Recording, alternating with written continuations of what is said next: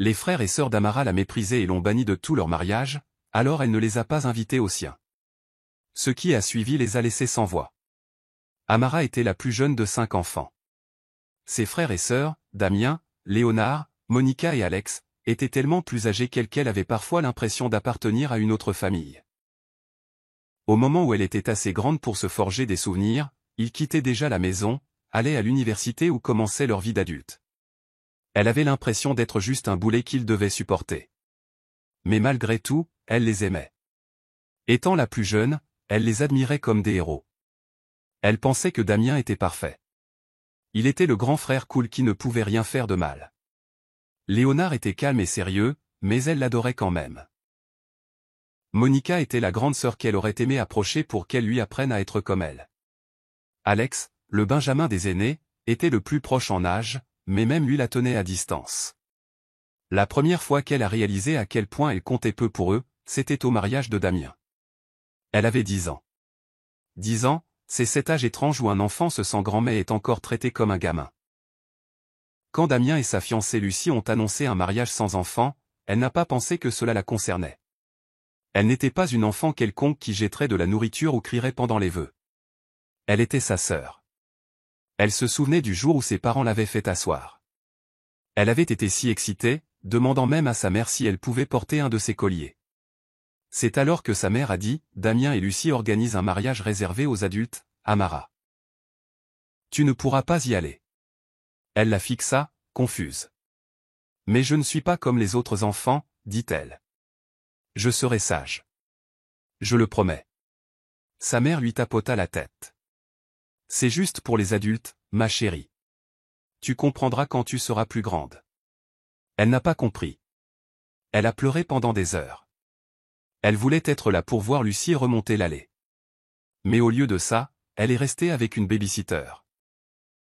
Elle n'arrêtait pas de regarder l'horloge, imaginant tout ce qu'elle manquait. Quand Damien est revenu de sa lune de miel, elle a pensé qu'il dirait peut-être quelque chose. Peut-être s'excuser. Mais il ne l'a pas fait. Il a agi comme si elle n'existait pas. 2 ans plus tard, Léonard s'est fiancé. Elle avait 12 ans et pensait que ce serait différent. Elle était plus âgée, plus calme et se comportait bien. Mais encore une fois, quand ils ont dit que son mariage était sans enfant, elle a pensé qu'elle serait sûrement invitée. Elle ne l'a pas été. Encore une fois, ses parents lui ont fait le même discours. Léonard et sa fiancée veulent un mariage réservé aux adultes. Ce n'est pas personnel. Cela semblait personnel. Elle a essayé de ne pas pleurer. Elle est restée assise là pendant que ses parents la laissaient seule. Ses parents ont trouvé des excuses. Sa mère a dit. Tu auras ton propre mariage un jour. Ce sera merveilleux. Tu verras. Mais ça n'a pas aidé. Elle commençait à voir la vérité. Ses frères et sœurs ne la voyaient pas comme une famille de la même manière qu'elle. Quand Monica s'est fiancée, Amara avait 15 ans. Monica n'avait pas prévu de mariage sans enfant au début. Mais la famille a commencé à en parler. Ses tantes et oncles disaient à quel point c'était agréable d'avoir des mariages sans enfants. Alors Monica a changé d'avis. Personne de moins de 16 ans. Amara avait 15 ans. Si proche, c'était comme une gifle en plein visage. Elle est allée voir Monica et a demandé, « Puis-je être une exception ? Je suis ta sœur. Je serai sage. Je le promets. » Monica prit un air sérieux. « Si je fais une exception pour toi, qu'en est-il des autres enfants ? Ce ne serait pas juste. » Juste ? Tu te moques de moi. Amara a perdu son sang-froid. Ce n'est pas juste que je ne puisse aller à aucun de vos mariages. Je suis votre sœur, pas juste une gamine. Ses parents sont intervenus. Elle a été punie pendant 6 mois pour avoir été irrespectueuse et avoir causé des problèmes. Elle a passé la plupart de ces mois dans sa chambre, en colère et blessée. Au moment où Alex s'est fiancé, elle avait 17 ans. Elle n'a même pas pris la peine de demander. Elle connaissait déjà la réponse. Bien sûr, mariage sans enfant. Cette fois, elle n'a rien ressenti. Pas de larmes. Pas de questions. Juste le silence. Mais le pire, c'est que sa cousine Jenny, qui venait d'avoir 18 ans, a été invitée. Jenny n'avait que quelques mois de plus qu'elle. Mais 18 ans était apparemment le chiffre magique. Ses parents lui ont demandé pourquoi elle n'avait pas l'air heureuse pour Alex. Elle a haussé les épaules. Elle lui a envoyé un texto. Félicitations. J'espère que ce sera une super journée. Puis elle est restée dans sa chambre, comme toujours. Elle a réalisé qu'elle ne comptait pas pour eux. Elle n'était pas vraiment leur petite sœur. Juste une enfant qu'ils avaient oubliée. Les années ont passé. Elle a cessé d'essayer de faire partie de leur vie. Elle était fatiguée d'être celle qu'on laissait de côté. Au moment où elle a rencontré son fiancé Jason, elle s'était émotionnellement détachée. Elle n'attendait plus rien de sa famille. Jason a été la première personne à l'écouter vraiment quand elle parlait de sa famille. Elle se souvenait d'être assise sur son canapé, lui racontant comment ses frères et sœurs l'avaient banni de tout leur mariage. Il a eu l'air choqué. « Attends », a-t-il dit. « Ils ne t'ont pas invité ?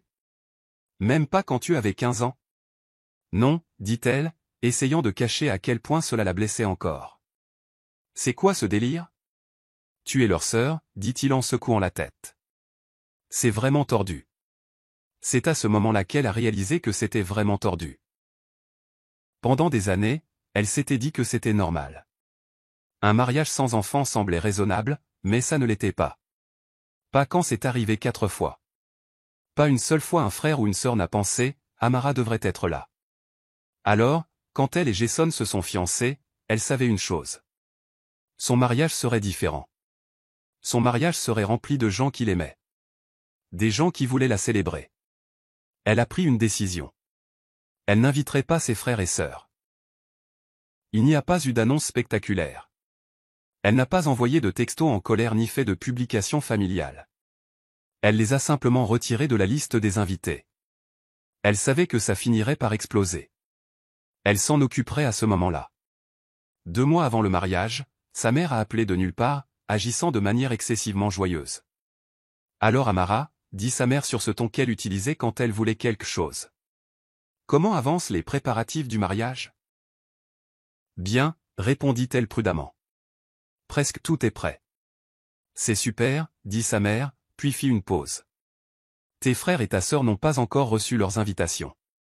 Les as-tu envoyés ?» Le cœur d'Amara se mit à battre la chamade.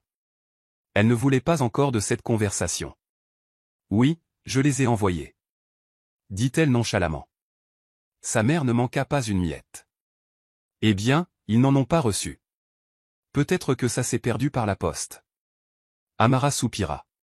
« Maman, je ne les ai pas invités. » Silence. Une longue et lourde pause. Puis l'explosion. « Quoi, Amara ? Comment as-tu pu ne pas inviter ta propre famille ? Qu'est-ce qui ne va pas chez toi ? » Elle serra le téléphone et essaya de rester calme. « Ils ne m'ont pas invité à leur mariage, maman. Pas un seul. Je leur rends l'appareil. C'est juste. » Sa mère a agi comme si elle avait commis un crime. C'était différent. Tu étais jeune. Ils ne voulaient pas te faire de mal. Elle rit amèrement. Eh bien, ça m'a quand même fait mal. Et maintenant, j'en ai fini de faire semblant que ce n'est pas le cas.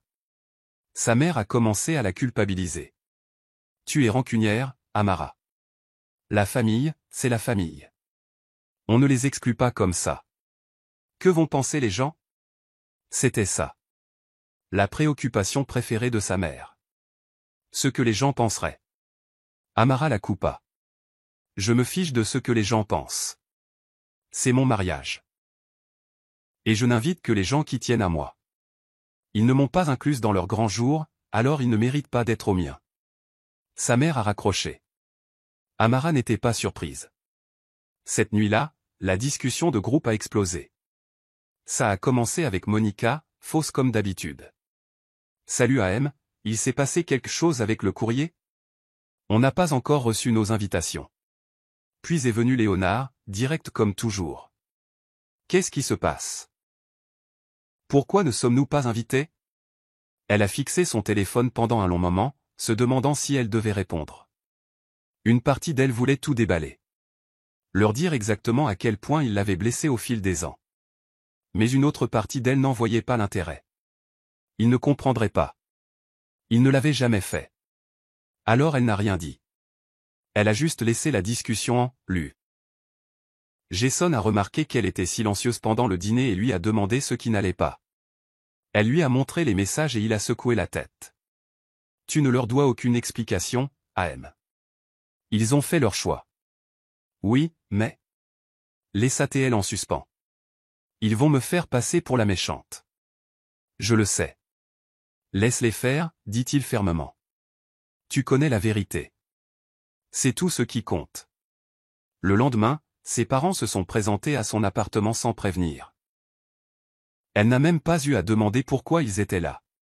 Sa mère est entrée en trompe dès qu'elle a ouvert la porte. À quoi penses-tu, Amara? Ne pas inviter tes propres frères et sœurs à ton mariage? Quel genre de personne fait ça? Elle essaya de rester calme même si sa patience s'amenuisait. Maman, je te l'ai dit, ils ne pensaient pas que j'étais assez importante pour m'inclure à leur mariage. Alors je ne les inclus pas au mien. Son père prit enfin la parole, la voix sévère. Tu es puéril, Amara. Tu t'accroches à quelque chose qui s'est passé il y a des années. C'est laquelle a craqué. J'étais une enfant quand ils l'ont fait, papa. Je les ai suppliés d'être à leur mariage et ils m'ont tous exclu. Ne me parle pas d'être puéril alors que c'est moi qui pleurais à la maison 4 fois. Il ne savait pas quoi dire à ça. Sa mère avait l'air sur le point de pleurer, mais elle n'a pas laissé sa culpabilité l'affecter cette fois. Vous pouvez continuer à les défendre si vous voulez, mais je ne changerai pas d'avis. S'ils tenaient à moi, ils l'auraient montré à l'époque. Ils sont partis, furieux et frustrés. Au cours des jours suivants, les messages de ses frères et sœurs devinrent plus méchants. Léonard la traita d'égoïste. Monica dit qu'elle ruinait la famille. Alex n'a même pas pris la peine de mâcher ses mots. Tu es mesquine, Amara. Grandis un peu. Elle ne répondit à aucun d'eux. Elle n'avait plus besoin de s'expliquer. Jason la serra dans ses bras un soir alors qu'elle parcourait leurs messages et lui dit « Je suis fier de toi de t'être défendu. » Et pour la première fois, elle se sentit aussi fière d'elle-même. Après la première vague de drame familial, elle s'attendait à ce que les choses se calment. Elle pensait qu'ils grommelleraient entre eux pendant un certain temps, se plaindraient peut-être à des cousins éloignés, puis passeraient à autre chose. C'est ainsi que les choses se passaient habituellement lorsque sa famille n'obtenait pas ce qu'elle voulait. Mais elle avait sous-estimé l'ampleur qu'ils allaient donner à cette affaire. Cela a commencé doucement. Monica, bien sûr, n'a pas pu résister à l'envie de publier un statut passif-agressif sur Facebook. La famille, c'est pour toujours, même quand certaines personnes oublient ce que ce mot signifie. Elle a levé les yeux au ciel si fort qu'elle a cru qu'ils allaient rester coincés. Jason parcourait les réseaux à côté d'elle sur le canapé, et quand elle lui a montré la publication, il a secoué la tête. Elle a quel âge? 14 ans. En gros, marmonna-t-elle, essayant de l'ignorer. Elle se dit que ça n'avait pas d'importance. Elle connaissait la vérité, et elle savait qu'elle ne faisait rien de mal. Mais ça la contrariait quand même. C'est difficile de ne pas se sentir blessé quand votre propre sœur fait tout son possible pour vous attaquer publiquement. Cela ne s'est pas arrêté là. Au cours des jours suivants, de petites piques ont commencé à apparaître dans leur discussion de groupe familial élargi. Elle l'avait mise en sourdine il y a longtemps, mais Jason a quand même vérifié son téléphone un après-midi et a dit « Amara, tu devrais peut-être voir ça. » Les messages fusaient. Monica, c'est si triste quand la famille commence à privilégier les rancunes mesquines à l'amour. Léonard, je ne comprends tout simplement pas. Je pensais que nous valions mieux que ça. Et puis Damien, le bon vieux Damien qui se croit le plus âgé et le plus sage, a décidé de lancer une pique. Je n'avais jamais réalisé à quel point tu gardais de l'amertume, Amara. C'est vraiment triste. Tu ruines des relations pour quelque chose qui s'est passé il y a des années. Elle fixa l'écran, le sang bouillonnant. Il ne comprenait pas. Il ne comprenait toujours pas. Il donnait l'impression qu'elle exagérait un problème mineur. Comme s'il ne l'avait pas exclu toute sa vie. Elle voulait répondre. Elle voulait taper chaque chose qu'ils avaient faite et leur faire voir à quel point ils étaient hypocrites. Mais elle savait que c'était inutile. Se disputer avec eux ne ferait que leur donner plus de munitions. Il transformerait ses paroles pour la faire passer pour dramatique ou instable ou tout ce qu'il voulait dire pour éviter d'assumer leurs responsabilités. Au lieu de cela, elle a fait la seule chose à laquelle il ne s'attendait pas. Elle a quitté la discussion de groupe. Cette nuit-là, sa mère l'a appelée. Elle savait qu'elle avait entendu parler de l'incident de la discussion de groupe parce qu'elle s'est mise à crier dès qu'elle a répondu. « Amara, qu'est-ce qui ne va pas chez toi ?»« Salut maman, dit-elle platement. »« Ne commence pas avec cette attitude, » aboya-t-elle. « Sais-tu ce que tu as fait ? Tes frères et sœurs ont le cœur brisé. Tu détruis cette famille. » Le cœur brisé, rit-elle amèrement. Ils m'ont ignoré toute mon enfance, mais maintenant ils ont le cœur brisé. Laisse-moi rire. Tu es si rancunière, dit sa mère. Tu as toujours été comme ça, à garder des rancunes et à tout ramener à toi. C'est laquelle a perdu son sang-froid. C'est moi qui garde des rancunes ? Maman, j'avais 10 ans quand Damien s'est marié. 10 ans. J'ai pleuré parce que je voulais être là. Et vous m'avez tous dit que je n'étais pas assez importante pour être incluse. Et ça ne s'est pas arrêté là. C'est arrivé encore et encore et encore. J'ai supplié d'être au mariage de Monica et elle m'a dit non parce que ce ne serait pas juste. C'était il y a des années, dit sa mère d'un ton dédaigneux. Oui, et je vis toujours avec le sentiment que ça m'a laissé. Vous avez tous décidé que je n'étais pas assez importante à l'époque. Pourquoi devriez-vous soudainement avoir une place au premier rang de ma vie maintenant ? Elle n'avait pas de réponse à ça. Au lieu de ça, elle a essayé d'inverser les rôles. Il ne s'agit pas du mariage, Amara. Il s'agit de toi qui repousse tout le monde parce que tu es amère. Jason t'encourage probablement, n'est-ce pas ? Elle gémit. Maman, arrête de blâmer Jason. Ça n'a rien à voir avec lui. Il s'agit de moi qui réalise enfin que je mérite mieux que d'être traité comme si je ne comptais pas, sa voix s'adoucit comme si elle essayait de jouer la mère inquiète. Amara, tu ne comprends pas, la famille, c'est tout ce que tu auras à la fin. Les amis et les partenaires vont et viennent, mais ta famille est éternelle. Non, dit-elle fermement. La famille est censée se soucier de vous. Elle est censée vous aimer et vous soutenir. Ce n'est pas ce que vous avez été pour moi. Sa mère se mit à pleurer. De gros sanglots dramatiques qu'elle savait être plus pour la culpabiliser qu'autre chose. Tu regretteras ça un jour, Amara. Dit-elle à travers ses larmes. Tu verras. Je ne crois pas, dit-elle doucement avant de raccrocher. Au cours de la semaine suivante, les choses ont empiré. Elle a bloqué Monica et Léonard sur les réseaux sociaux parce qu'elle ne supportait plus les commentaires désobligeants constants. Sa mère a appelé Jason 2 fois, espérant apparemment le raisonner. Il n'a pas répondu. Puis Damien lui a envoyé un long email. Oui, un vrai email sur le pardon et l'unité familiale. Il a même eu le culot de citer un verset de la Bible sur l'abandon de la colère. Elle n'a pas répondu. Jason et elle se sont assis un soir et elle s'est plainte de tout. C'est comme s'ils étaient déterminés à faire croire que je suis le problème. Ils ne voient pas à quel point c'est tordu qu'ils m'aient ignoré pendant des années et qu'ils aient pété les plombs quand j'ai enfin pris ma défense. Tu sais ce que c'est, dit Jason.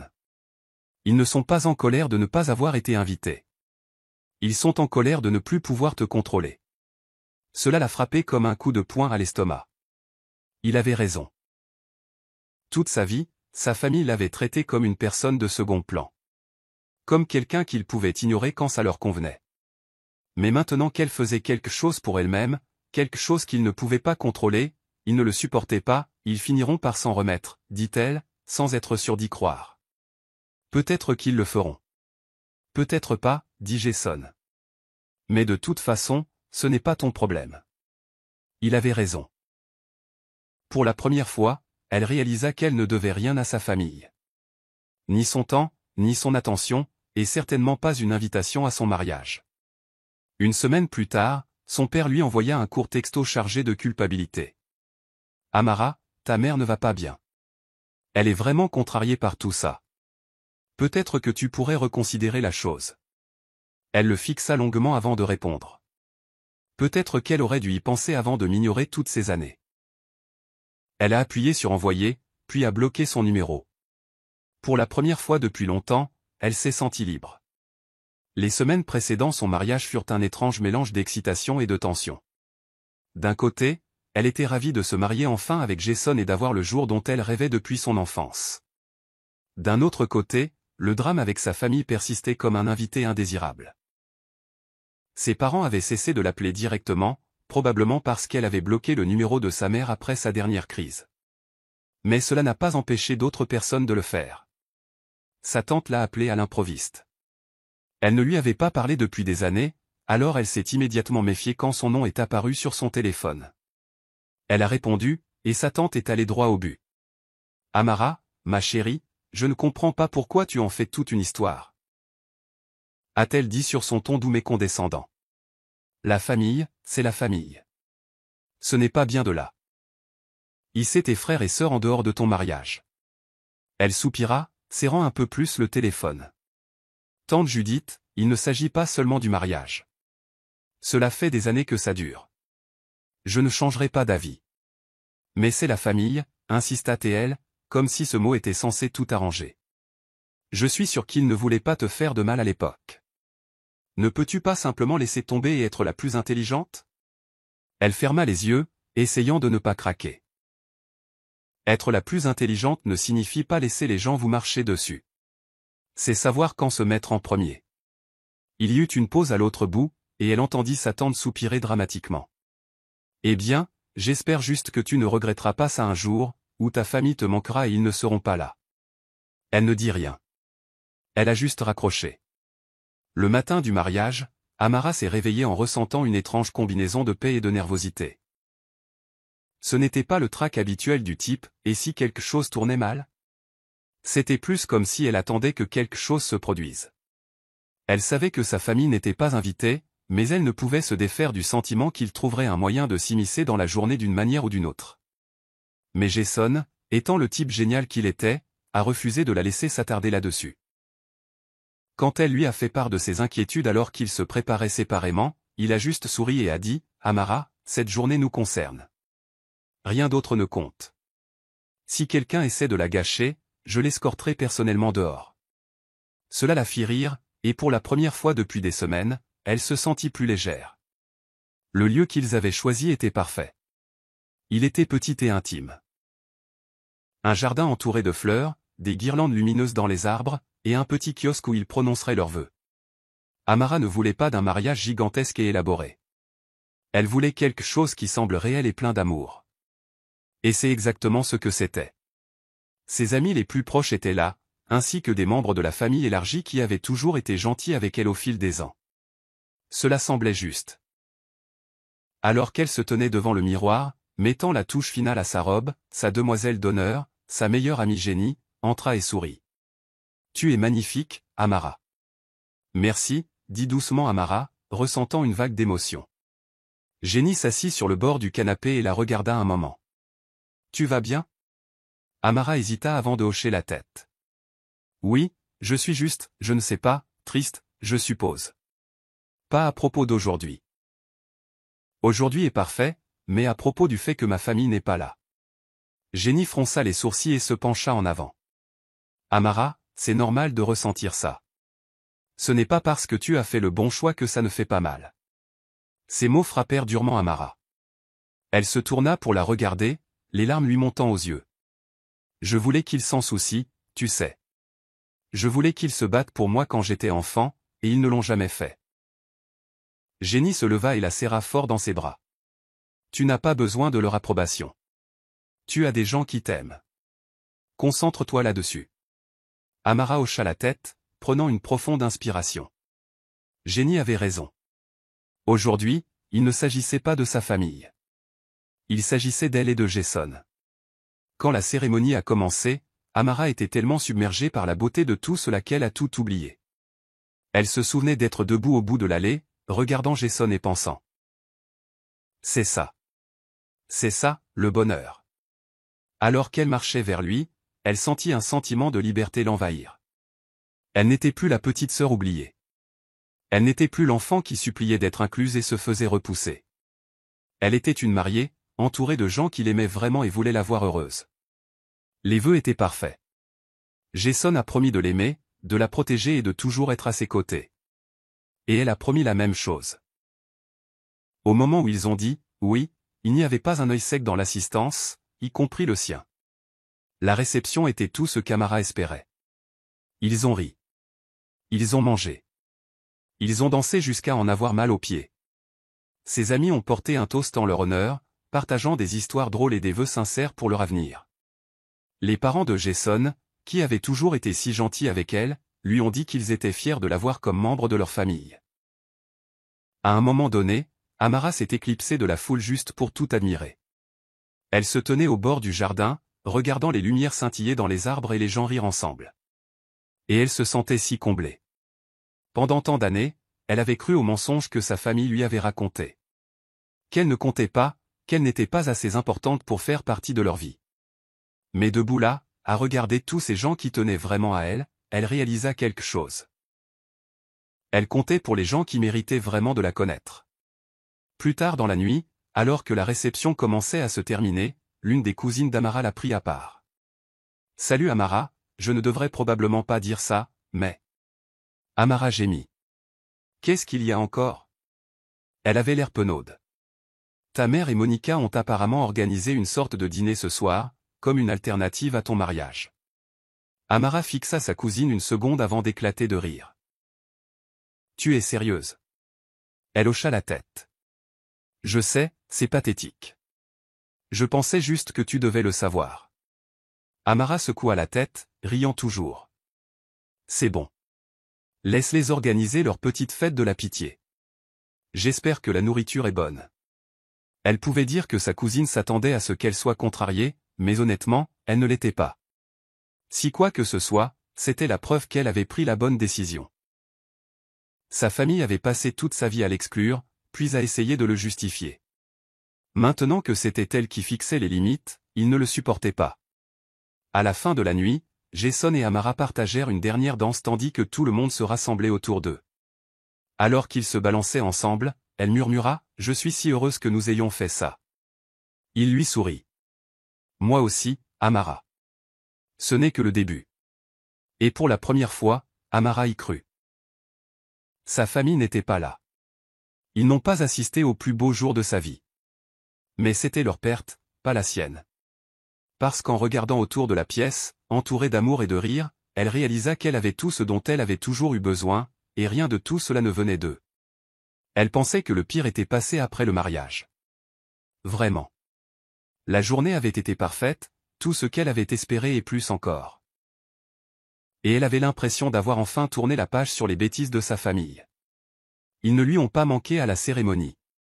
Elle n'a pas passé une seconde à se demander ce que ça aurait été s'ils avaient été là. Elle était entourée de gens qui l'aimaient, et c'était suffisant. Mais s'il y a une chose qu'Amara avait apprise sur sa famille, c'est qu'ils n'aiment pas être ignorés. C'était presque comme s'ils ne supportaient pas le fait qu'elle soit heureuse sans eux. Alors, ils ont décidé de semer la zizanie une dernière fois. Ça a commencé avec un message de Monica une semaine après le mariage. Bien sûr, c'était Monica. Elle avait toujours été celle qui jetait la première pierre quand il s'agissait de drame familial. J'ai vu quelques photos de ton mariage. Je n'arrive pas à croire que tu l'as fait dans un jardin. Ça avait l'air décontracté, mais j'imagine que c'est ce que tu voulais. Amara fixa le message, stupéfaite. Monica ne pouvait même pas faire semblant d'être gentille.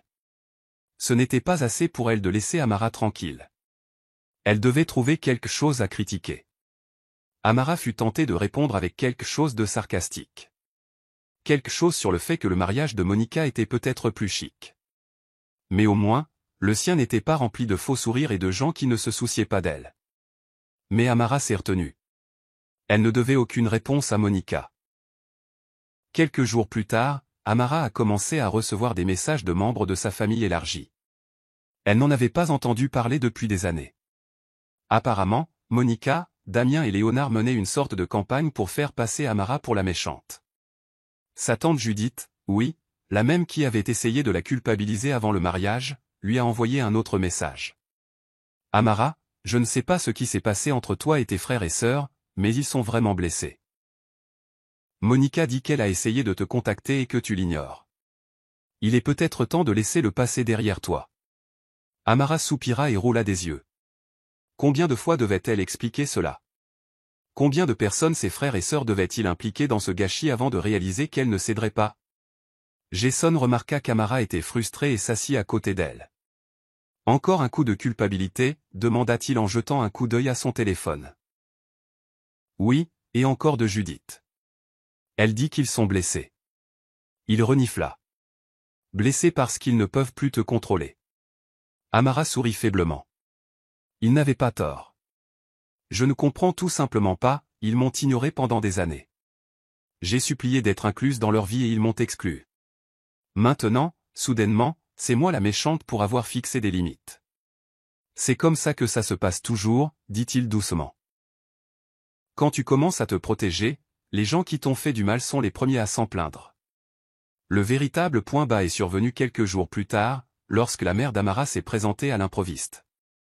C'était un dimanche après-midi et Amara et Jason passaient une journée paresseuse à préparer le brunch en pyjama, riant de crêpes brûlées. Ils ont entendu frapper à la porte et Amara s'est figée. Elle savait que c'était sa mère. Effectivement, elle a ouvert la porte pour trouver sa mère debout là, l'air aussi dramatique que jamais. Amara, dit sa mère, sa voix portant déjà ce ton familier de déception. Nous devons parler. Amara soupira. Maman, ce n'est pas le bon moment. Sa mère s'en fichait. Elle poussa légèrement la porte, essayant d'entrer. Jason apparut derrière Amara, posant doucement sa main sur son épaule pour la soutenir. Amara, s'il te plaît. Continua sa mère. Ça a assez duré. Tes frères et sœurs sont dévastés. Dévastés? Penses-tu vraiment que c'est ainsi que la famille devrait se comporter? Amara serra la mâchoire et garda sa voix calme. Tu n'as pas le droit de débarquer ici et de me faire la morale, maman. J'ai invité les gens qui tiennent à moi à mon mariage. Ils n'ont pas été retenus, et c'est de leur faute, pas de la mienne. Le visage de sa mère tomba dans cette expression familière d'incrédulité. Comme si elle ne pouvait pas comprendre comment Amara pouvait oser lui tenir tête. Tu ne le penses pas. Ils t'aiment, Amara. Ils sont ta famille. Non maman, dit Amara, la voix ferme. La famille n'est pas censée te faire sentir petite. La famille ne te laisse pas de côté quand tu es enfant, pour ensuite exiger de faire partie de ta vie quand ça leur convient. J'ai passé toute ma vie à essayer de prouver que je comptais pour eux, et ils s'en sont toujours fichus. J'en ai fini. Sa mère cligna des yeux, réduite au silence pour une fois. Amara pouvait dire qu'elle voulait argumenter, mais Jason s'avança, sa voix douce mais forte. Je pense qu'il est temps pour vous de partir, dit-il simplement. Sa mère regarda entre les deux. Son visage un mélange de colère et de tristesse. Tu regretteras ça, Amara, dit-elle. Sa voix douce maintenant, comme si elle livrait une prophétie. Nous te manquerons un jour, et nous ne serons pas là. Amara la regarda sans ciller. Non maman, ça n'arrivera pas, Jason ferma la porte derrière elle, et pendant un moment, Amara resta là, essayant de digérer. Elle pensait qu'elle se sentirait coupable, mais ce ne fut pas le cas. Elle se sentit soulagée. Le lendemain, Amara a reçu un texto de Léonard. Maman a dit qu'elle était venue te parler, et tu lui as claqué la porte au nez. Très mature, Amara. Tu es devenu quelqu'un que je ne reconnais même plus. Amara a lu le message à voix haute à Jason, qui a secoué la tête. Bloque-le. Tu n'as pas besoin de ça. Et elle l'a fait. Un par un, Amara a bloqué tous les membres de sa famille qui avaient essayé de la culpabiliser. Cela semblait définitif. C'était ça. Sa vie avançait, et il n'y avait pas leur place. Elle n'avait plus besoin d'eux. Pas après tout ce qu'ils lui avaient fait. Amara a réalisé quelque chose d'important ce jour-là. Elle ne leur devait ni son temps, ni son énergie, ni même une explication. Pendant des années, il l'avait fait se sentir invisible. Maintenant, elle prenait le contrôle. Les semaines qui suivirent furent calmes pour la première fois depuis longtemps. Sans les messages constants et les commentaires passifs-agressifs, elle avait enfin l'impression de pouvoir respirer. Jason et Amara se sont concentrés sur leur vie de couple, décorant leur petit appartement et planifiant leur avenir. Un soir, ils étaient assis sur le canapé à regarder un film ringard, et Jason se tourna vers elle. « Regrettes-tu de ne pas les avoir eus au mariage ?» demanda-t-il. Amara y réfléchit un instant avant de secouer la tête. « Non. Je pensais que oui, mais non. J'ai passé si longtemps à essayer de gagner leur approbation. Et pourquoi faire? Il ne me manque pas. Le sentiment de ne pas être assez bien ne me manque pas, il sourit et lui serra la main. Bien. Tu mérites mieux. Et il avait raison. Elle méritait mieux. Un mois après le mariage, elle a reçu un dernier message. Cette fois, c'était du numéro de Monica, envoyé depuis un autre téléphone puisqu'Amara l'avait déjà bloqué. Tu as détruit cette famille, Amara. J'espère que tu es heureuse. Amara fixa l'écran une seconde avant de supprimer le message. Elle ne ressentait même plus de colère. Elle se sentait juste, finie. Parce qu'elle était heureuse. Pour la première fois de sa vie, elle ne courait pas après leur approbation. Elle ne mendiait pas des miettes d'amour et d'attention. Elle était entourée de gens qui tenaient à elle.